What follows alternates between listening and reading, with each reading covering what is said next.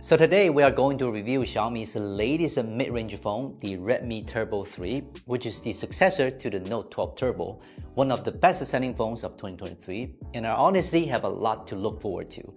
Anyway, if you want to buy this possible Poco F6 phone early, Geek Wheels can ship it to you wherever you are. The link is below the video. First, let's unbox it. Since this phone is named as a whole new series, so there are some changes in the packaging. This time, the Turbo 3 comes in a carbon fiber patented package, which is pretty cool. Open the package, there's a 90-watt charger, an A2C charging cable, and a gray softer case. Compared to the Note 12 Turbo's clear case, this one is much better looking and more durable. Since the previous gen sold really well, it was the right choice to continue the design. This time around, the Turbo 3 still uses an all-plastic design, with almost everything you can see being made entirely of plastic. The major benefit is that the phone weighs just 183 grams, even lighter than Note 12 Turbo, which is pretty cool. I'd also say for a $280 phone that sells itself on performance, plastic isn't exactly a drawback, since it won't be as fragile as a glass back panel. The version I got this time is named the Ice Titanium, and on the official promo page, it looks close to a champagne color, but when it's under photography light, it looks mostly like a silver. Comparing to the Note 12 Turbo, I think this silver Turbo 3 is much better looking. The camera design of the Turbo 3 is indeed more polished than the Note 12 Turbo. My only complaint about it is that the circular outer ring of the camera is too big. It looks like a basilisk in the Elden Ring. Overall, I think the change in the camera design is a positive one. Back to the front of the phone, the Turbo 3 comes with a 6.67-inch straight screen, and in terms of screen bezels, three sides of them are smaller than the Note 12 Turbo, while the bottom bezel has increased to 2.27mm. In real life, the front of the Turbo 3 has a better look and feel than the Note 12 Turbo. Many people complain that the Note 12 Turbo is not strong enough and may bend in some scenarios. Now the Turbo 3 has made changes as well. Not only the frame has been thickened, but also metal structure inside has been strengthened.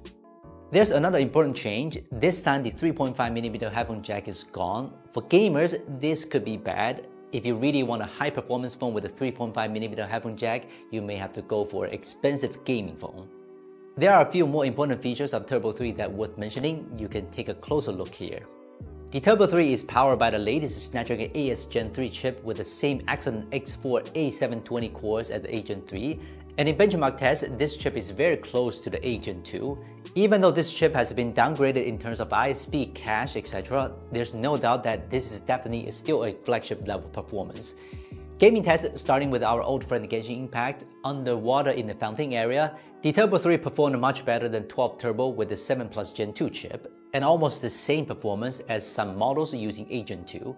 In PUBG Mobile, when set to smooth graphics and 90 FPS, both phones could run the game very smoothly, but the Turbo 3 not only had the smaller frame rate fluctuations, but also consumed less power, a very impressive performance. For the Call of Duty test, this time I picked a new opponent for the Turbo 3, the Xiaomi 14 Pro with 8 Gen 3, and I must say that I was pleasantly surprised by the performance of the Turbo 3, which was very close to the 14 Pro in this low-load game. If there's one big upgrade to the Turbo 3 other than the chip, it's undoubtedly the screen. This time the Turbo 3 uses a 1.5K resolution AMOLED screen with a low blue light support on the hardware level. In terms of dimming, it is DC-like dimming for over 50% brightness and high-frequency PWM dimming for under 50%.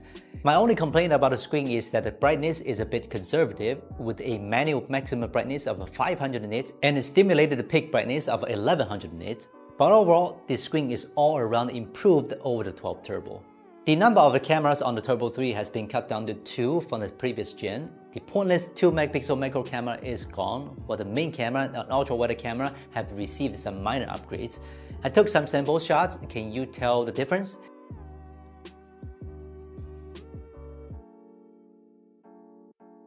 In some scenes, photos taken by the Turbo 3 do have less noise and sharp details because Turbo 3 has larger aperture and sensor, but this can only be seen by a very close look on a large screen. In terms of detail, the ultra-wide camera on both phones have a very close performance, but the Turbo 3 has less noise than the 12 Turbo.